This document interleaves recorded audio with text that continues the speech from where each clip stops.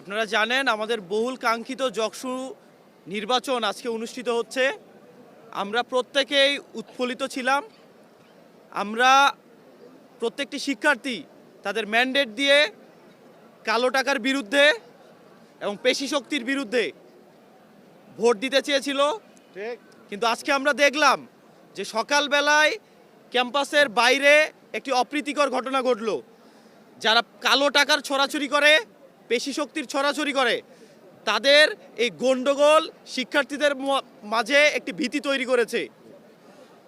আপনারা জানেন যে ইলেকশন কমিশন জানিয়েছিল যে প্রত্যেক ভোটারের তার ভোট প্রদানের পরে অমোচনীয় কালি প্রদান করতে পারবে, কিন্তু আমরা দেখেছি যে কালিটি ব্যবহার করা হচ্ছে সেটি মিশে যাচ্ছে এবং যারা ভোট দিয়ে অনেকেই ক্যাম্পাসের ভিতরে অবস্থান করছেন।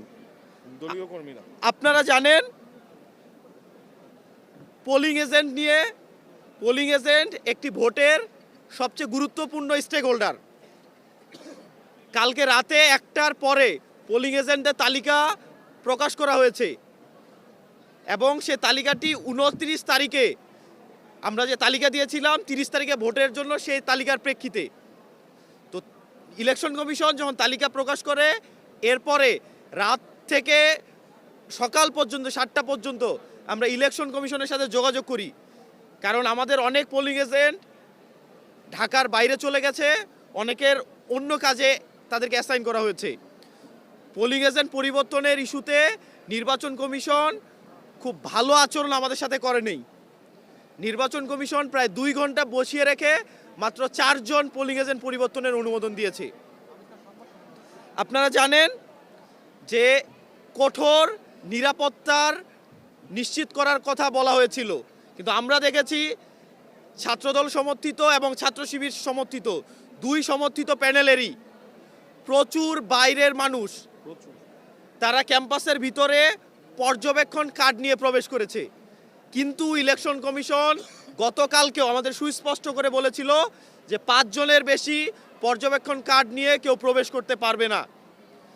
আমরা বারবার করে বলে এসেছিলাম পুরো ইলেকশন কমিশন প্রশাসন ব্যবস্থা 2টি দলের কাছে জিম্মি, একটি বিএনপির কাছে আর একটি জামাতের কাছে।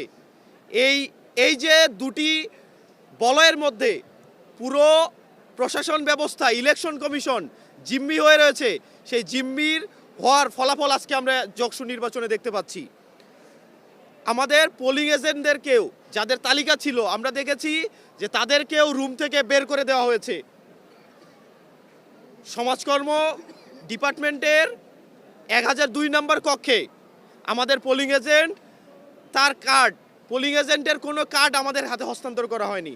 বলেছে পোলিং এজেন্ট ভোট কেন্দ্রে প্রবেশ করবে, নির্বাচন কর্মকর্তারা পোলিং এজেন্টদেরকে তাদের কার্ড প্রদান করবে। লিস্টে নাম থাকার পরেও সেই পোলিং এজেন্টের কার্ড আমরা হাতে পাই নাই। ওই পোলিং এজেন্টকে বের করে দেওয়া হচ্ছে 2 ঘন্টা পরে ভোট শুরুর।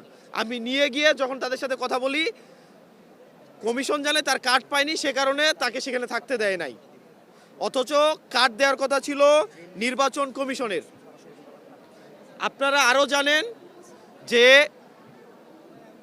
ভোট কেন্দ্রে কোনো ধরনের কাগজ, স্লিপ, টোকেন বা তাবিজ নিয়ে প্রবেশ করতে পারবে না।